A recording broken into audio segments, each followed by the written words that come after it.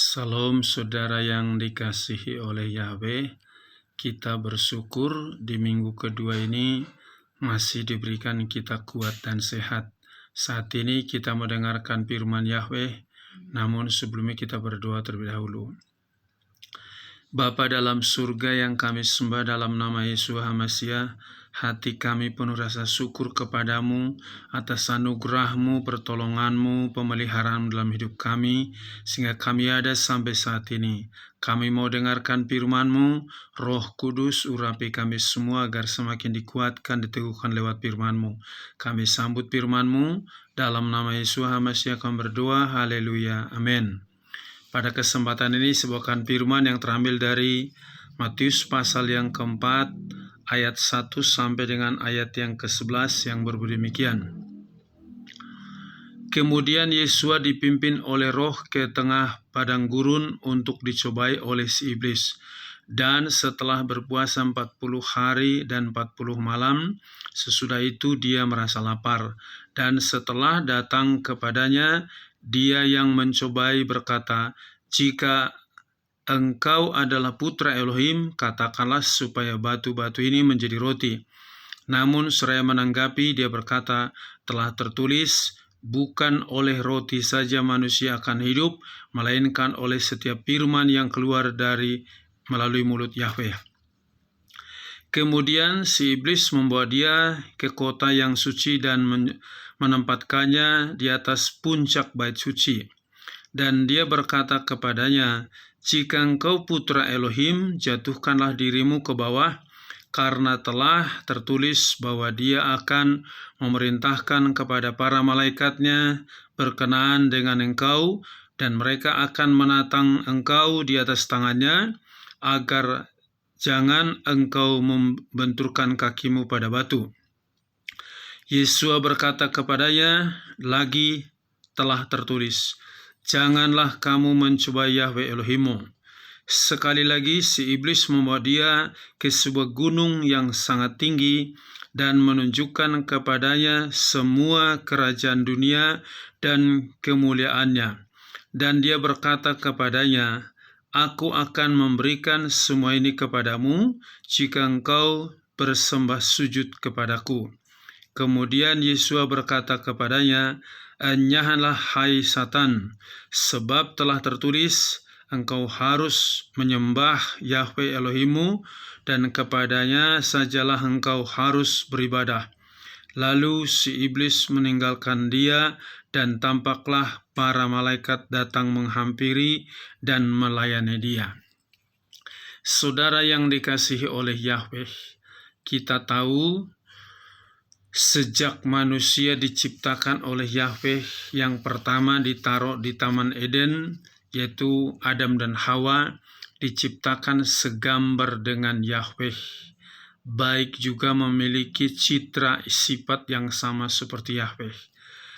Dan diberikan aturan di Taman Eden itu agar boleh memakan semua buah pohon dalam taman, kecuali yang di tengah taman tidak boleh dimakan.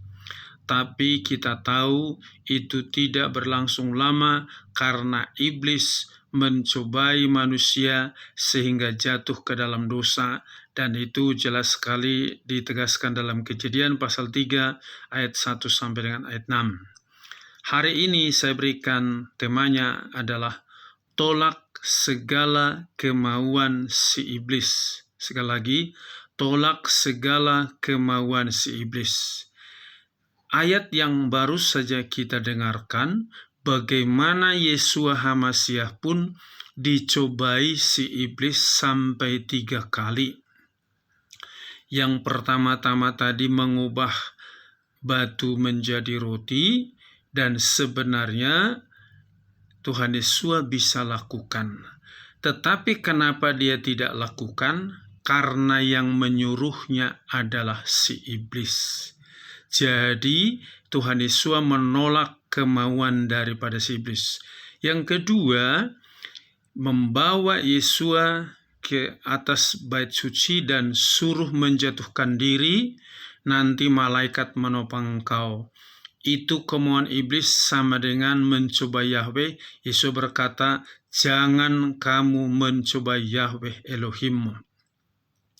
Yang ketiga yang lebih parah lagi adalah iblis membawa dia ke sebuah gunung yang sangat tinggi, memperlihatkan kekayaan dunia ini, dan iblis berkata, semua itu akan kuberikan kepadamu jika engkau sujud menyembah kepadaku.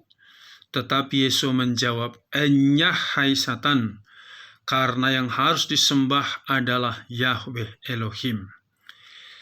Di akhir zaman ini, pencobaan iblis akan semakin gencar untuk mendorong manusia melakukan apa yang bertentangan dengan firman Yahweh karena waktunya sudah semakin singkat. Nah, oleh karena itu kita harus menolak segala kemauan si iblis. Apa saja kemauan si iblis yang harus kita tolak dalam hidup kita sehari-hari? Pertama-tama, si iblis selalu mendesak manusia untuk meragukan firman Yahweh dan melawan kehendak Yahweh. Meragukan firman Yahweh dan melawan kehendak Yahweh. Tadi saya sudah jelaskan dalam Kejadian pasal 2 ayat 16-17, semua buah pohon dalam taman ini boleh kau makan buahnya dengan bebas, kecuali yang di tengah taman jangan kau makan, kalau kau makan kau akan mati. Itu perintah Yahweh. Tetapi dalam Kejadian pasal 3 ayat yang ke-1, iblis putar balikan itu firman. Bukankah Yahweh berkata, semua buah pohon dalam taman ini tidak boleh kau makan buahnya? Hawa jawab, bukan begitu ular.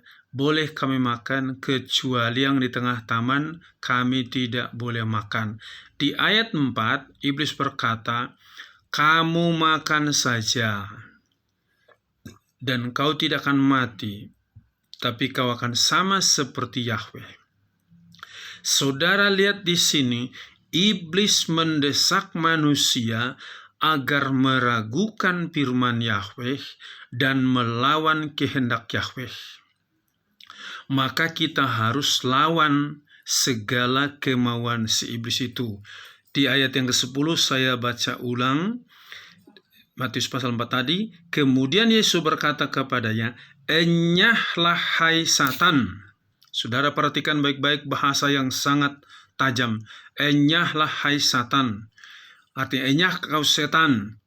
Engkau harus menyembah Yahweh Elohimmu dan kepadanya sajalah engkau harus beribadah. Ini yang perlu kita pegang di akhir zaman ini karena kedatangan Yeshua HaMasiah sudah semakin dekat.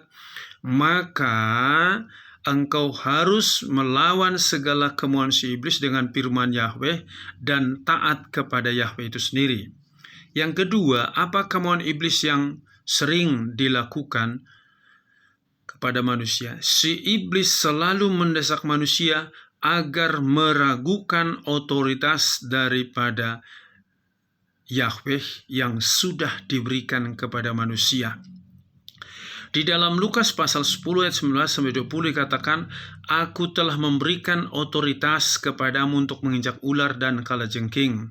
Tapi jangan bersukacita kalau iblis itu, ular itu, takluk kepadamu. Tapi bersukacitalah karena namamu sudah ada di surga.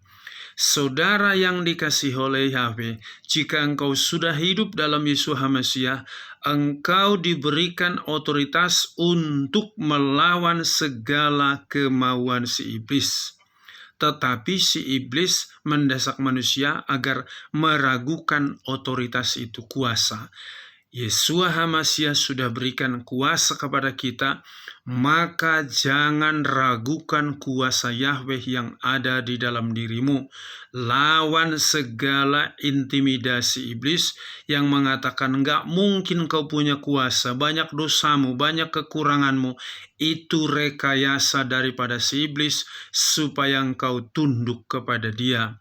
Maka engkau harus lawan segala kemauan daripada si iblis itu. Yang berikutnya, Apa kemauan si iblis yang harus kita tolak? Si iblis selalu mendorong manusia agar selalu khawatir akan makan, minum, dan pakaian. Sehingga gara-gara kebutuhan makan, minum, dan pakai, tidak ada lagi waktu doa, baca firman, bangun pagi, selalu bangun cepat-cepat, ya usaha ini, kerjakan ini tanpa doa, tanpa baca firman. Karena engkau sudah disuntik oleh iblis roh kekhawatiran. Apalagi saudara yang bekerja di kantor, kalau awal bulan masih tenang hatimu sampai pertengahan bulan, begitu pertengahan bulan ke atas hatimu sudah geledak-geleduk. Kenapa? Gimana ya gaji saya bisa nggak sampai akhir bulan? Itu roh setan yang menaruh roh kekhawatiran dalam dirimu, maka engkau harus lawan.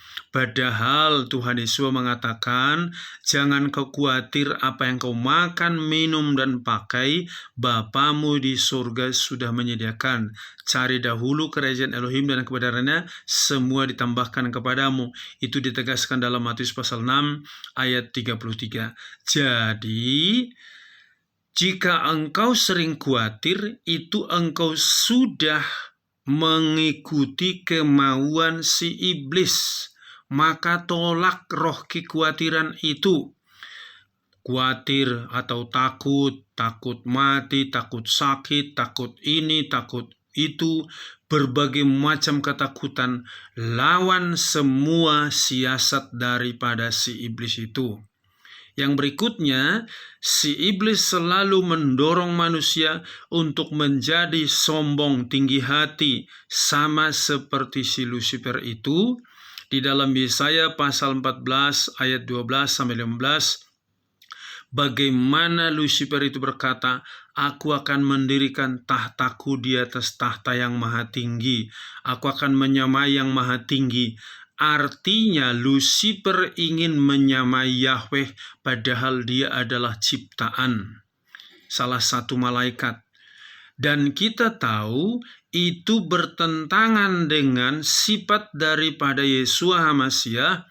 Di dalam Matius pasal 11 ayat 29, belajarlah daripadaku sebab aku lemah lembut dan rendah hati. Lucifer mendorong manusia menjadi orang yang sombong. Ya, kenapa sombong? Ya, banyak orang sombong bukan karena dia kaya, bukan karena dia misalkan pintar. Orang miskin pun ada yang sombong, orang bodoh pun ada yang sombong. Banyak orang sombong pada saat ini.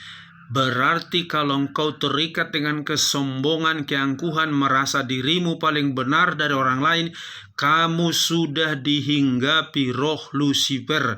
Bertobat kamu. Karena Tuhan Yesus tadi mengajar kita, belajar daripadaku sebab aku lemah lembut dan rendah hati. Bahkan dia datang bukan untuk dilayani, tapi untuk melayani. Ini perlu kita tanamkan supaya kita meneladani sifat daripada Yesus HaMashiach. Jangan mengikuti kemauan daripada si iblis. Yang berikutnya, apa yang harus kita waspadai dari kemauan si iblis? Bahwa si iblis selalu mendorong manusia untuk takut mati. Sekarang banyak orang takut mati. Kenapa takut mati? Nanti kalau aku mati tiba-tiba ya saya masuk surga atau tidak. Itu namanya kamu meragukan jaminan keselamatan daripada Yeshua HaMashiach. Padahal Yeshua HaMashiach sudah menegaskan bahwa siapa yang percaya menerima Yesus HaMashiach, sekalipun dia mati, dia akan bangkit pada akhir zaman dan dibawa masuk ke dalam kerajaan surga. Dalam Yohanes pasal 11 ayat 25-26. Di dalam Lukas pasal 10 ayat 20 tadi, jangan bersukacita karena roh-roh jahat itu tunduk kepadamu, tapi bersukacitalah karena namamu ada di surga. Artinya, orang-orang yang sudah hidup dalam Yeshua HaMashiach sudah pasti masuk surga. kapanpun kematian datang, nggak perlu takut. Sebab apa? Sudah ada jaminan masuk surga. Jadi kalau engkau sering takut mati, gimana kalau tiba-tiba aku mati, gimana tiba-tiba kalau aku kecelakaan, gimana kalau tiba-tiba aku punya penyakit dan membuat mati, itu sama dengan engkau menuruti kemauan si iblis. Lawan si iblis itu, sehingga engkau menjadi tenang, damai, tentram dalam hatimu. Apalagi kemauan si iblis yang harus kita tolak, yaitu si iblis mendorong manusia untuk menuruti keinginan daging, keinginan mata, keangkuhan hidup atau harga diri. Dan kita tahu bahwa ini sangat bertentangan dengan keinginan daripada Roh Kudus. Maka jika engkau sudah hidup dalam Yeshua Mashiach, jangan menuruti keinginan dagingmu, keinginan mata, dan harga dirimu. Tuhan Yesus, Dia membasuh kaki murid-muridnya, melapnya, padahal Dia Raja, Dia Guru. Itu contoh bahwa Dia memberikan teladan kepada kita. Dia menjadi orang yang sangat-sangat rendah hati.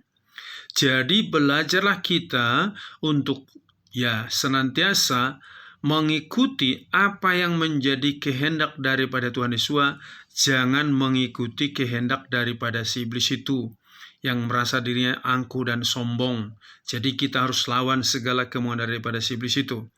Yang berikutnya, si iblis mendorong manusia untuk selalu hidup dalam dosa, kebencian, iri hati, dengki, dan tidak ada kasih.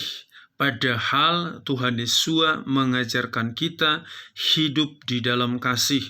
Di dalam Matius pasal 18 ayat 21-22, Petrus bertanya, berapa kalikah kami harus mengampuni orang? Kata Tuhan Yesus, 70 kali 7. Artinya, jika engkau selalu ada kebencian di hatimu terhadap orang, engkau menuruti kemauan daripada si iblis. Belajarlah engkau mengikuti kemauan daripada Tuhan Yesus. Sebagaimana kita tahu, di dalam Matius pasal 22 ayat 36 sampai 40, kata Tuhan Yesus, kasihilah Yahweh Elohimmu dengan segenap hati, jiwa, dan akal budimu, dan kasihilah sesamamu seperti dirimu sendiri. Dalam 2 hukum inilah tercakup 10 hukum Taurat. Ketika Tuhan Yesus disalib, sudah tersiksa, dikasih mahkota duri, Dia berkata saat Dia disalib, Bapa, ampunilah mereka karena mereka tidak tahu apa yang mereka perbuat. Stefanus pun saat dirajam pakai batu, dia berdoa yang sama, Bapa, ampuni mereka karena mereka tidak tahu apa yang mereka perbuat. Jadi, jika engkau selalu benci, tidak bisa mengampuni orang, tidak bisa melupakan kesalahan orang, engkau dihinggapi oleh kemauan daripada si iblis. Dia senang kalau engkau selalu membenci orang, tidak mau mengampuni orang. Supaya apa? Supaya engkau bisa masuk neraka sama-sama dengan iblis di neraka. Orang yang tidak memiliki kasih pasti masuk neraka. Tapi orang yang memiliki kasih dijamin masuk surga. Jadi pelajari ini firman dengan benar. Jangan menuruti kemauan si iblis untuk membenci orang, tidak mau mengampuni orang. Belajar mengampuni orang supaya engkau menang atas segala kemauan daripada si iblis.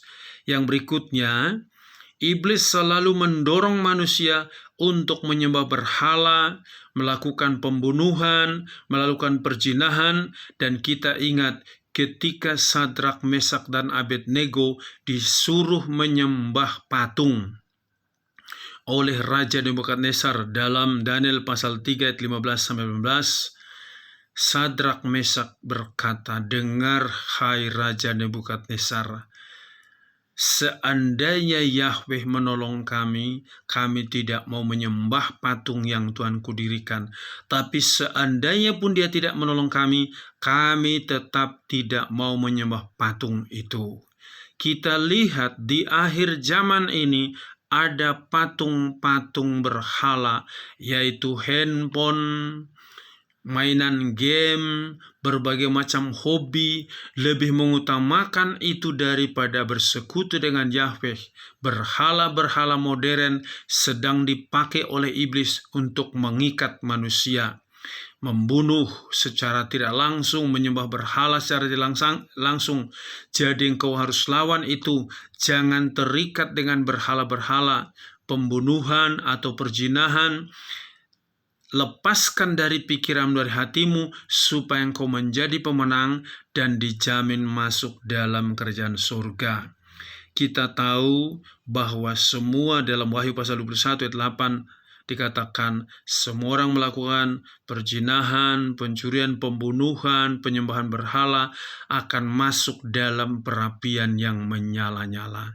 Jadi jangan sampai kesempatan yang semakin dekat menjelang kedatangan Yesus HaMasyiah, jangan sampai engkau menuruti kemauan si iblis, tapi lawan semua kemauan si iblis agar engkau dijamin masuk surga. Amin. Sampai di sini firman Yahweh, kita berdoa.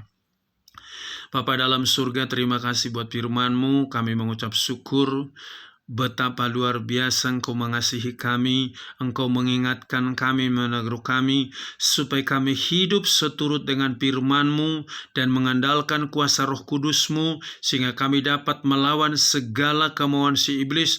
Sebagaimana Tuhan Yesus mengalahkan semua cobaan daripada si iblis, maka otoritas itu Engkau sudah berikan kepada kami. Kami harus melawan segala tipu muslihat daripada si iblis. Terima kasih Bapa, kami mengucap syukur. Biarlah firman-Mu ini berakar, bertumbuh, dan berbuah dalam hati anak-Mu. Berkati bapak-bapak, ibu-ibu, pemuda, remaja, baik anak-anak, supaya tetap teguh imannya. Berkati seluruh hamba-hamba-Mu, persatukan semua. Seluruh gereja-Mu persatukan. Berkati bangsa dan negara kami. Di dalam nama Yesus HaMasyiah kami berdoa. Haleluya. Amin. Salam, Yahweh berkati.